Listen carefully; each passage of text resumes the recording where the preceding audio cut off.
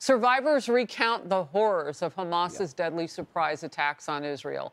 Romi Geyor is one of those survivors, and we thank the good Lord for that.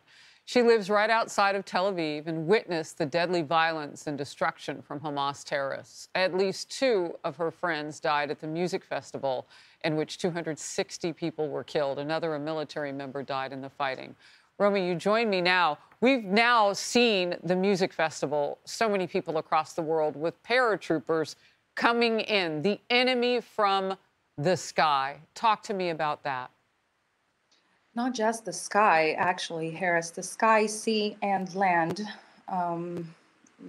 Literally hundreds of terrorists infiltrated Israel, went into the area of the party, the Nova party. I was actually supposed to be at that party. I was supposed to go to that party. My friends, they went to that party who turned into a horrific slaughterhouse, full blown out massacre.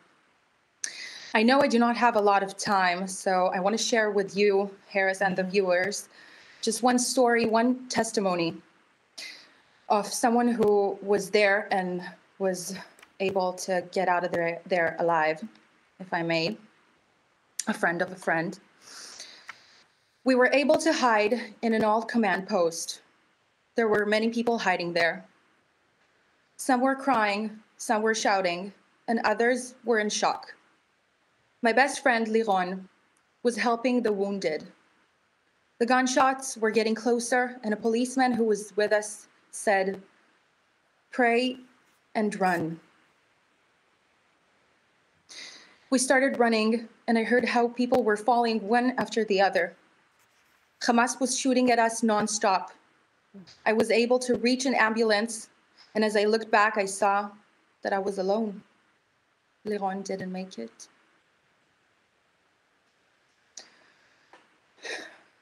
Yeah. Wow. I listened to you, and it's not happening to somebody else. It's happening to you and the people that you love. And I can't even imagine. So what are you watching for that you need right now to learn more about? Is it that the United States is getting more involved? What are you pinning your hopes on now? If I understand your question correctly, then obviously the support of the United States is a big, big comfort. If I could say thank you, if it wouldn't matter to anyone, then obviously I am thanking the support of the United States. If I can tell you about what I am feeling as a citizen, an Israeli Jewish person, that this is nothing we've ever seen before. We are dealing with the most savage animals known to mankind. Families were murdered inside of their homes. Hundreds got abducted over to Gaza. Children, women, men, babies, elderly. I have people on the news looking for their grandmother, mothers screaming their lungs out, searching for their sons and their daughters. It's horrible. I cannot even explain. I don't think a human mind can even comprehend this situation. Over 6,000 rockets, even 7,000, I don't even know, were fired towards Israel so far. We are dealing with the worst enemy. The worst enemy. My condolences go to the families that actually been through this horror movie in the southern cities of the country. And still are going through it in the South. And still, of course, still are going through it. And also the most terrifying number of them all. You know, we have over 900 people who got murdered. You know, let me ask you over this. Over 2,000 wounded. And the number now is above 2,600 for wounded, just from our last reporter. You are in a position as someone who works in media in Israel to get so many of the stories like what you shared with us.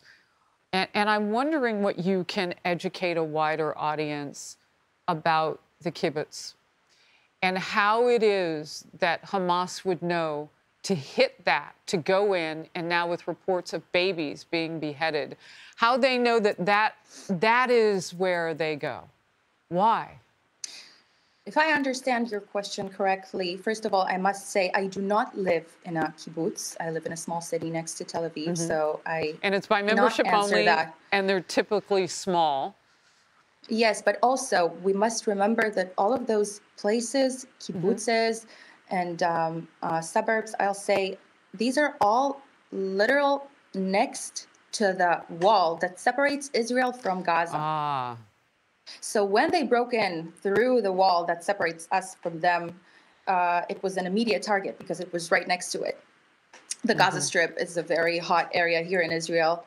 And I'm not talking to you as a reporter or a TV anchor. I am speaking to you as a scared, terrified civilian that had lost a lot of friends. so sorry. And if I may, Harris, I know we don't have a lot of time, but there is a few words I would want to read for you and the American audience that is now watching us, if I may. Go ahead, Romi. Never since the Holocaust did so many Jews died in one day. But Hamas doesn't kill only Jews. They killed Muslims, Bedouins, men, women, children. Hamas is the new ISIS. Right now, almost 1,000 people were murdered and hundreds were kidnapped. To the people at home watching, I want to say that Israel didn't choose this war, but will act decisively to defend its people and bring our men, women, and children back from Gaza. We will need the support of the American people at these harsh times, and together we will end the terror that threatens not only Israel, it threatens the entire free world. And on a personal note, I want to thank the people of the United States for all the support and help. We need to spread the word about what is really going on in Israel. Yeah. Well, and from what I'm hearing, this could be a protracted, long battle to root Hamas out from where you are. Romi Geyor, thank you. And thank you for being able to, as you so graciously put it, tell us what it's like to feel that, but also report to us what it is to be among it from a reporter's perspective as well. You did both, my friend. God bless you. Be well.